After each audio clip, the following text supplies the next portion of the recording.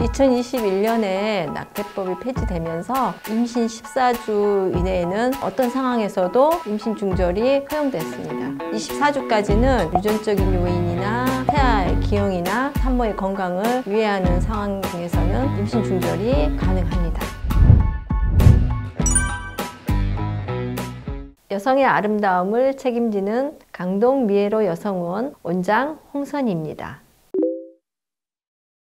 일반적으로는 자궁 내 아기집이 보이는 임신 5주, 관계 후에 3주 정도 됐을 때죠. 그때부터 임신 1기, 14주 이내에 수술을 하시는 걸 권하고 있습니다. 딱 규정되어 있지는 않지만 14주 이후에는 단순한 수술 방법이나 약물적 방법으로는 여러 가지 수술의 부작용이나 합병증의 위험도도 높아지기 때문에 임신 중절이 불가능하다고 보시면 됩니다. 크게 위험하지 않은 수술이더라도 모든 수술은 이후에 불편감과 부작용도 발생할 수 있습니다. 수술 후에는 출혈과 드물게는 감염 위험성이 있고요. 흔치는 않지만 자궁 내 유착이나 총공 같은 합병증도 있을 수 있습니다.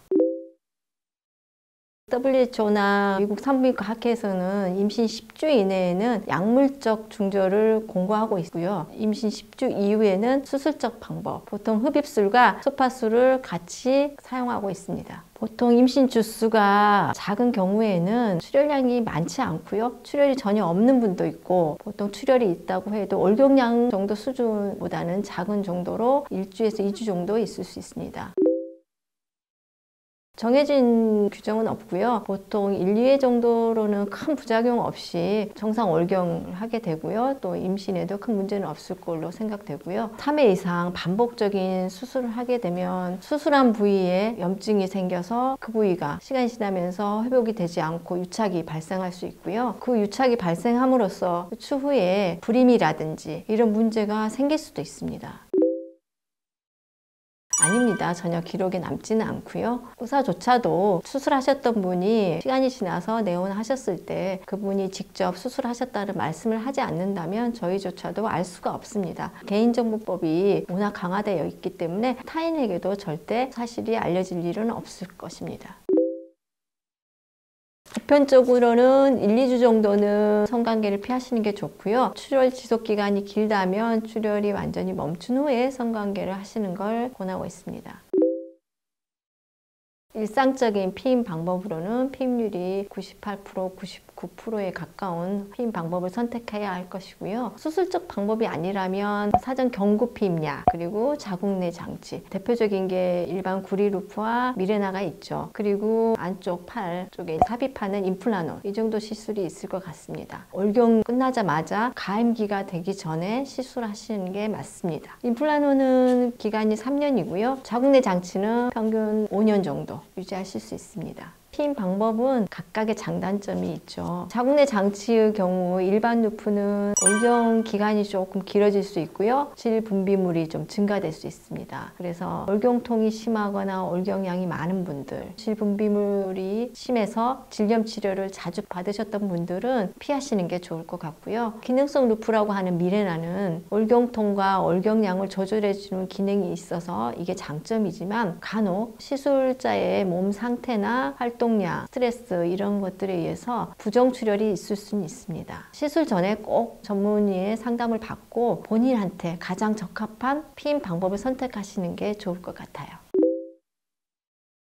꼭 이것이 가장 좋은 피임법이라고 할 수 있는 건 없고요. 경구 피임약은 매일매일 복용해야 되는 그런 부분이 환자가 좀 불편하실 수도 있고, 하지만 본인한테 맞고 그걸 잘 지킨다면 비용적인 측면이나 여러 가지 상황에서는 미혼 여성도 할 수 있는 그런 피임 방법이고요. 자궁 내 장치는 일단 시술을 받으면 향후 5년 정도는 특별한 신경을 안 쓰시더라도 잘 유지될 수 있는 피임법이라서 장점일 수 있고요. 월경통이나 월경과 가 있는 분들, 이런 분들은 상담을 통해서 충분한 설명을 들은 후에 시술을 받기를 권하고 있습니다. 피임약은 크게 야즈라고 알려져 있는 경구 피임약이 있고 그 외에 일반 경구 피임약이 있다고 보시면 됩니다. 일반 경구 피임약은 처방전 없이 본인이 직접 약국에서 구매하실 수 있고요. 야즈와 같은 피임약은 전문 의약품으로 분류되어 있기 때문에 꼭 병원에 내원하셔서 상담 받으시고 어떤 특징이 있고 장단점이 있는지 설명을 들으신 후에 선택하셔야 될 것 같아요.